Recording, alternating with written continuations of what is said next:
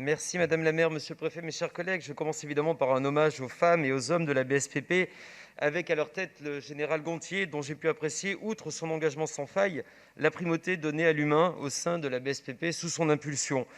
La période Covid fait de cette année 2020 une année atypique, éprouvante. Les soldats de la BSPP ont aussi été touchés et ils ont fait front. Au quotidien de la BSPP s'est ajoutée l'exceptionnelle crise sanitaire et se rajoute également le retour de la menace terroriste. Je souhaiterais débuter mes propos par un point d'ordre général pour attirer votre attention sur la part que Paris ne prend pas dans les évolutions du dimensionnement des interventions de la BSPP, et ce depuis des années. 2020 est une année atypique, comme nous le savons tous, et ce caractère atypique se manifeste par une baisse des interventions de la BSPP, une estimation de l'ordre de 13%. Dimensionnée pour 450 000 interventions par an, nous assistons depuis 2016 à une tension chaque année.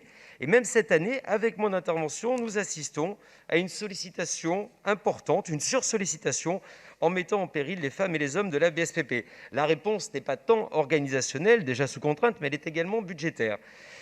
Pourtant, ils sont vaillants, prêts à servir nos concitoyens.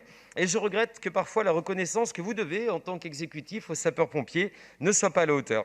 Je regrette que la majorité actuelle du Conseil de Paris n'ait pas souhaité proposer un effort financier supplémentaire fléché pour la prime Covid-19. Seulement 1 500 sapeurs-pompiers ont pu bénéficier d'une prime de 300 € en septembre. La reconnaissance que vous devez à toute la BSPP ne se matérialise pas ici. Je sais que nous parlons d'une décision du gouvernement, mais aucun signe d'encouragement ne provient de cette assemblée dramatiquement absente, et je le déplore. Dans le même sens, rien n'est prévu pour contrebalancer les pertes qu'accuseront les œuvres sociales de la brigade. Nous avons l'habitude de voir passer des vœux à peu près sur tout et n'importe quoi, et parfois sans lien avec les compétences de la ville. Ici, l'exécutif, pour une fois, aurait été inspiré d'en proposer sur ce thème pour financer une prime particulière. Un dernier élément d'ordre logistique, le contingent logement. Dans le même sens, il nous faut accompagner nos sapeurs-pompiers. Vous seriez bien inspiré, une nouvelle fois, de soutenir une politique de logement par des quotas plus importants pour que nos pompiers puissent se loger à Paris. En dépit d'une compétence complexe par rapport au ministère des Armées, je sens l'actuelle majorité de gauche plus soucieuse de s'occuper de ce dont elle ne devrait pas s'occuper et de laisser pour compte les sapeurs-pompiers. À ce titre, je sais, et à la suite de mes propos, que vous aurez à cœur de voter le vœu présenté par mon collègue Jean Lossuc portant sur ce point. Dernier élément, le paradoxe subi par les sapeurs-pompiers. Quelques-uns de mes collègues ont pu l'évoquer précédemment, mais nous allons rentrer un petit peu dans le détail. En dépit du confinement et de la baisse des interventions, en 2020, le nombre d'agressions atteint un record. Sur la période de janvier à octobre, 284 sapeurs-pompiers ont été agressés, dont 40% sur la rue, soit près de 200 agressions supplémentaires par rapport à la même période en 2016.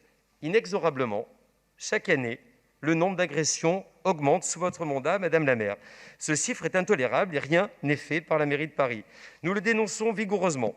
Je salue les mesures pour assurer la gestion de ces agressions, comme pour les prévenir de la part du commandement de la BSPP, mais on ne peut pas se satisfaire de l'achat de gilets pare-lames pour nos pompiers.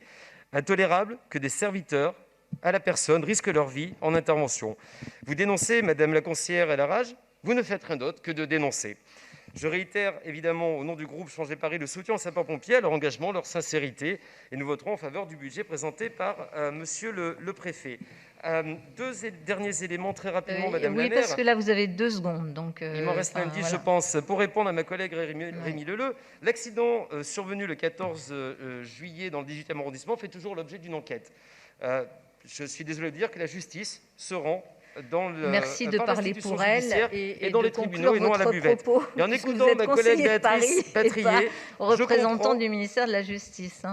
Oui, mais je sais. Merci. Mais par contre, Madame ma collègue Patrier Béatrice, je comprends en revanche que la politique se fait à la buvette. Là, vous avez terminé. Je vous remercie.